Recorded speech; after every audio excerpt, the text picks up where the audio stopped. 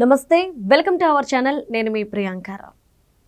రాజమౌళి ఈ పేరు తెలియని వాళ్ళు ఉండరు. కేవలం తెలుగు ఇండస్ట్రీ మాత్రమే కాదు, హాలీవుడ్, బాలీవుడ్ వరకు రాజమౌళి అంటే ఎవరో తెలుసు. మరి తెలుగు ఇండస్ట్రీని ఒక స్థాయిలో నిలబెట్టిన వ్యక్తి హనుమంతుని మీద చేసిన వ్యాఖ్యలు చర్చనీయాంశంగా మారాయి. అసలు రాజమౌళి గారు ఇలా ఎలా మాట్లాడతారు అని కొంతమంది అంటున్నారు. ఇంకొంతమంది కేవలం అది తన అభిప్రాయం మాత్రమే, ఇందులో తప్పేముంది అని ఇంకొంతమంది అంటే, మరీ ముఖ్యంగా హిందువులు కావచ్చు, లేదంటే హనుమంతుని భక్తులు కావచ్చు, చాలామంది రాజమౌళి గారి మీద సీరియస్ అవుతూ ఈరోజు ఆయన మీద పలు పోలీస్ స్టేషన్లో కేసులు కూడా నమోదు చేశారు.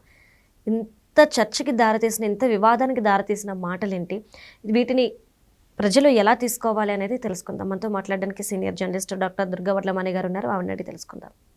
నమస్కారం మ్యామ్. నమస్తే అండి. మేము రాజమౌళి గారి కామెంట్స్ని మనం ఎలా చూడాలి అంటారు? ఆంజనేయ స్వామి లేడు అని లేదు ఆయన. నేను దేవుణ్ణి పెద్దగా నమ్మను, మా నాన్నగారు ఆంజనేయ స్వామిని నమ్ముతారు, మరి ఆంజనేయ స్వామి నా వెనకుండి నడిపించలేదు, నా ముందు కూడా లేడు అన్నాడు ఆయన. ఇప్పుడు మీరు పెద్దగా దేవుణ్ణి నమ్మనప్పుడు అసలు ఆంజనేయ స్వామి మీకు ఎందుకు హెల్ప్ చేయాలని కోరుకున్నారు? మీరు కోరుకోకూడదు కదా. అంటే మీరు దేవుణ్ణి నమ్ముతున్నట్టేగా, మీకు తెలియకుండా నమ్ముతున్నట్టే కదా. మామూలుగా ఎలా ఉంటుందంటే అండి, భక్తిలో రకరకాల భక్తులు ఉంటాయి. అందులో నిందాస్తుతి కూడా ఉంటుంది. అంటే దేవుణ్ణి తిడుతూ మనం స్తుతిస్తాం.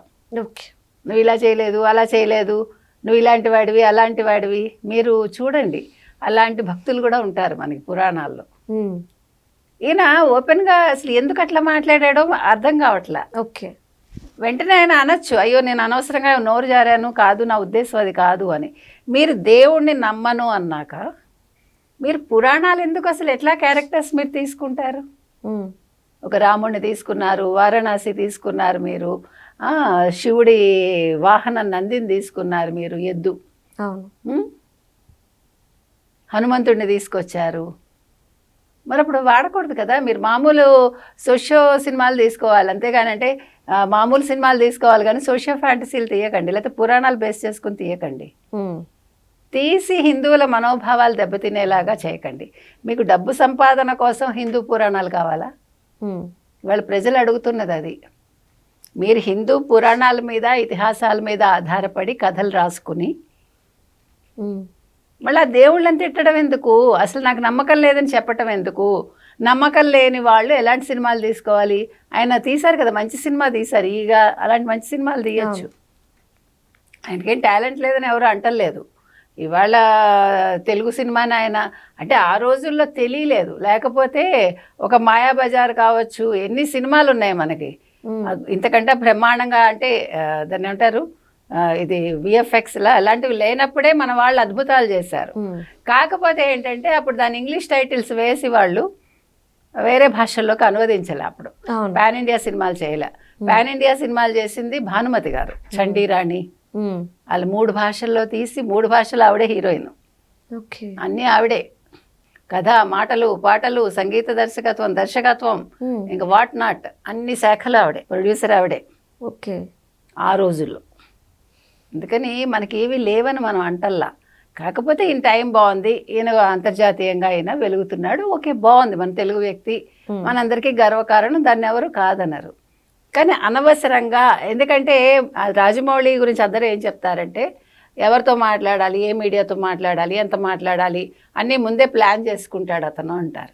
మరి అంత ప్లానింగ్ ఉండే వ్యక్తి ఇలా జరిగింది కాబట్టి నేను అప్సెట్ అయిపోతానంటే నువ్వు ఒక పెద్ద డైరెక్టర్వి, పిడుగు మీద పడినా కూడా మనం చలించకూడదు అంటారు. అవునా? మీరు ఒక రోల్ మోడల్గా ఉన్నప్పుడు మీకు ఇట్లా అయిందని మీరు అప్సెట్ అయిపోయి నేను దేవుణ్ణి తిట్టాను అంటే దేవుణ్ణి తిట్టే హక్కు మీకు ఎక్కడి నుంచి వచ్చింది? మీరు దేవుణ్ణే నమ్మనప్పుడు అనేది అందరూ అడుగుతున్న ప్రశ్న. అందుకే ఇవాళ రాష్ట్రీయ వానర్ సేన ఆయన మీద కంప్లైంట్ చేసింది. ఆయన హిందువుల మనోభావాలు దెబ్బతీశారు, హనుమంతుడిని తిట్టాడు, ఆయన క్షమాపణ చెప్పాలి, మళ్ళీ ఇంకొకసారి ఫ్యూచర్లో ఇలాంటివి జరగకూడదని. ఎందుకంటే వేళకొళం అయిపోయిందండి. హిందువులన్నా, హిందూ దేవుళ్ళన్నా, పురాణాలన్నా, ఇతిహాసాలన్నా ప్రతి వాళ్ళకి వాటిని చదువుతారు, వాటిని అన్నీ అనుసరిస్తారు, వాళ్ళకి కావాల్సినప్పుడు వాడేసుకుంటారు, తిట్టేస్తారు. అది అక్కడ వస్తుంది కోపం. ఇది మొహమ్మద్ గురించి ఒక సినిమా తీసి మొహమ్మద్ని తిట్టే దమ్ము ఉంటుందా ఎవరికైనా? రాజమౌళి తిట్టగలడా? ఎవరో అడుగుతున్నారు అక్కడ. తర్వాత నార్త్ ఇండియా వాళ్ళకి ఇంకా అర్థం కాల. నార్త్ ఇండియా వాళ్ళు కనుక ఈ డైలాగ్ తెలిసింది అనుకోండి, సినిమా అసలు ఆడనివ్వరు వాళ్ళు. వాళ్ళకి ఇంకా ఎక్కువ. ఓకే, తెలుసా మీకు? వాళ్ళకి ఇంకా ఇది వాళ్ళకి ట్రాన్స్లేషన్ అయ్యి వెళ్ళలేదేమో. అంటే కామెంట్స్ తెలుగులో కదా మేడం? అదే తెలుస్తాయి, అది కూడా తెలుస్తాయి. ఓకే, అంటే నేను అనేది ఇప్పుడు హిందువుల్లో ఒక ఐక్యత వస్తుందండి. ఇదివరకుట్లాగా ఎవరన్నా తిడితే దులిపేసుకుని మన కాదులే. ఇంకొకటి ఏంటంటే చాలా ఫ్యాషన్ ఏంటంటే, నేను పెద్దగా దేవుడిని నమ్మనండి, నాకు అసలు నమ్మకాలు లేవు, నేను ఈ పురాణాలు ఇతిహాసాలు ఇవన్నీ చదవను నేను. నాకు హిందుత్వం అంటే పెద్ద గౌరవం లేదు, ఇదేదో పెద్ద గొప్ప అనుకొని మాట్లాడతాం మనం. అర్థమైందా? అలా మాట్లాడుతూ మిగతా వాళ్ళని మాత్రం నెత్తిన పెట్టుకుంటారు మీరు. ఇదే ఒక క్రిస్టియన్స్ని తిట్టగలరా మీరు? నేను తిట్టమని చెప్పట్లే, తిట్టకూడదని చెప్తున్నా. ఎవరిని తిట్టకూడదు మనం. ఇప్పుడు ఒక మతానికి ఎంత రెస్పెక్ట్ ఇస్తున్నామో అంతే రెస్పెక్ట్ హిందూ మతానికి కూడా ఇవ్వాలి. మీకు అలవాటైపోయింది అంటే అది గొప్ప అనమాట. నాకు ఆ భాష తెలియదండి, అందుకని నేను ఆ దేవుడి జోలికి వెళ్ళను. నాకు హిందీ రాదు, అరబిక్ రాదు, అందుకని ఉర్దూ రాదు, అందుకని నేను దాని మీద మాట్లాడలేను. ఇక సంస్కృతం వచ్చా? మూలం చదవరు, అనువాదాలు చదివేస్తారు, మరి పూర్తిగా చదువుతారు లేదో నాకు తెలియదు, మాట్లాడేస్తారు. వేదంలో ఏం లేదండి, వేదాలు వేస్ట్. రంగనాయకమ్మ గారే అంటారు. రంగనాయకమ్మ గారు? రంగనాయకమ్మ రామాయణ విశ్వవృక్షం రాసింది కదా ఆవిడ. అవును. ఎందుకు రాసింది?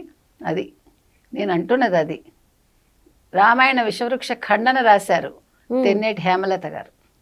రామాయణ కల్పవృక్షం రాశారు విశ్వనాథ్ సత్యనారాయణ గారు. ముందు అసలు మీరు రాసి చూపించండి రామాయణ కల్పవృక్షాన్ని. ఒక్క భాగం రాయమనండి, ప్రథమకాండ రాయమనండి, బాలకాండ రాయమనండి. వీళ్ళందరి తర్వాత కమెంట్ చేయదు, ఏవి లేదండి. అలా నేను అనేది ఏంటంటే అది ఒక గొప్ప అన్నమాట. హిందువులను తిట్టినా, హిందూ పురాణాలు తిట్టినా. అందుకని నేను అనేది ఏంటంటే రాజమౌళి అనే వ్యక్తి అంత ఏమనాలి, కంట్రోల్ తప్పక్కర్లా. మీ నాన్నగారు నమ్మారు, కరెక్టే. మీ నాన్నగారు నమ్మితే, మీ నాన్నగారు నమ్మారు కాబట్టి హనుమంతుడు మీకు వచ్చేందుకు సహాయం చేస్తాడు?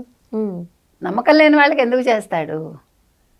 మీ భార్యకి చాలా ప్రేమ హనుమంతుడు అంటే, కానీ మీ భార్య తరఫున మీకు వచ్చి హెల్ప్ చేయాలని ఏమైనా రూల్ ఉందా? అంటే వాళ్ళు పూజిస్తున్నారు కాబట్టి మీరు పూజించక్కర్లేదా? నమ్మకం అక్కర్లేదా? అంటే ఆయన మాట్లాడిన మాటలు మీరు చెప్తున్నాను నేను. అంటే ఒక సెకండ్ మనం మాట్లాడిన మాట ఎంత వైరల్ అవుతుంది, అది ఎంత నెగిటివ్ అవుతుంది కొన్నిసార్లు. దానివల్ల మనం ఎన్ని కాంప్లికేషన్స్ ఎదుర్కోవాలి. అందుకని ఎంతటి వాళ్ళైనా, ఎంత గొప్పవాళ్ళైనా సంయమనం అనేది కావాలి. అందుకని నేను గొప్పవాడిని అని ఎవరు అనుకోకూడదు. ఎందుకంటే మనం నేను చాలా I know how to talk, I know how to behave. ఎవరికి తెలియదు. ఈవెన్ నేనైనా కంట్రోల్ తప్పుతా, మీరైనా కంట్రోల్ తప్పుతారు, గొప్పవాళ్ళైనా కంట్రోల్ తప్పుతారు, వాళ్ళు ఇంకా ఎక్కువ తప్పుతారు. కాబట్టి ఇవాళ సినిమాని చూడాలా వద్దా అని ప్రజలు తర్జన భర్జనలు పడుతున్నారు. కాబట్టి కేసులన్నీ నమోదవుతున్నాయి. కాబట్టి ఇప్పటికైనా ఆయన మేల్కొని క్షమాపణ చెప్పేస్తే బాగుంటుంది. మీరు ఇంకా మీదట, నేను నిన్న కూడా చెప్పానండి వేరే చోట, అఫిడవిట్లు ఇవ్వండి. లేకపోతే హిందూ పురాణాలు అది ఇతిహాసాల జోలికి వెళ్ళొద్దు, మీరు వేదాల జోలికి వెళ్ళొద్దు. మీరు అఫిడవిట్ ఇచ్చి సినిమాలు తీయండి. ఎస్ నేను నమ్ముతాను అని. ఇప్పుడు వెంకటేశ్వర స్వామికి వెళ్ళి మనం అఫిడవిట్ ఇవ్వట్లా? అట్లా అఫిడవిట్ ఇవ్వండి, ఇచ్చాక సినిమాలు తీయండి. లేకపోతే తీయద్దు. మీకు నచ్చింది కాబట్టి ఆ క్యారెక్టర్స్ పెట్టేసుకుంటాను, రుద్ర అని పెట్టేసి శివుడి పేరు హీరోకి, కుంభ అని పెట్టేసి విలన్కి కదా. కాబట్టి నేను చెప్తున్నది అది, ఎవరైనా సరే, ఎంతటి వాళ్ళైనా సరే, దేవుడు అనేవాడు ఉన్నాడు లేడు అనేది నేను ఇక్కడేమి వాదించనండి, ఎవరి నమ్మకం వాళ్ళది. కానీ మనకి తెలియని శక్తి అయితే ఉంది కదా, మనని నడిపిస్తుంది. అది మీరు ఏమనుకుంటే అది అంతే. Right. Thank you so much. Thank you.